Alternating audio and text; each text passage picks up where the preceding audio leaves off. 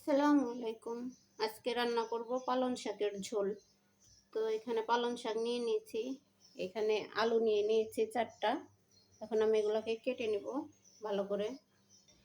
তো এখন পালং শাকটাকে কেটে নেব। এখানে আলু কাটা শেষ, শাক আমার কাটা শেষ। শাকগুলো এখন ধুবো, সেজন্য ট্যাপে পানি পড়ছে। এখন আমি শাকগুলো ধুয়ে নেব।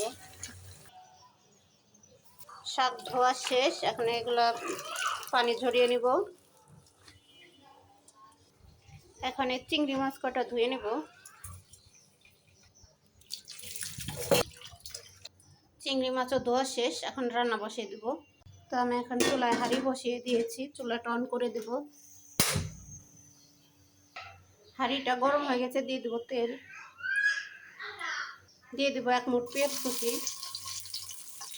পেঁয়াজটা একটু ভাজা ভাজা হয়ে গেছে, দিয়ে দেবো কাঁচামরিচ। কাঁচামরিচ দেওয়ার পরে এখন দিয়ে দেবো একটু পানি।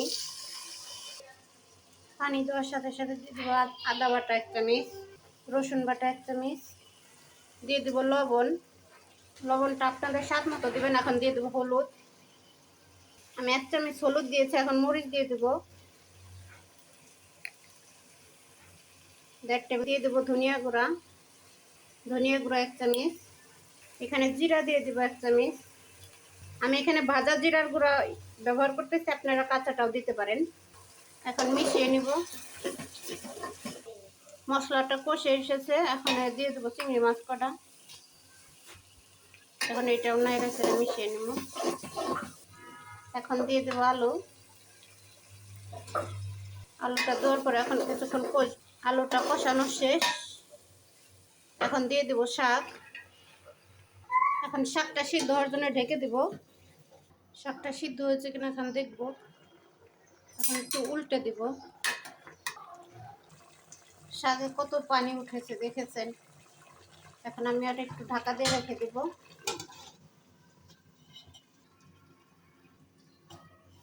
তো শাকটা আমার হয়ে গেছে।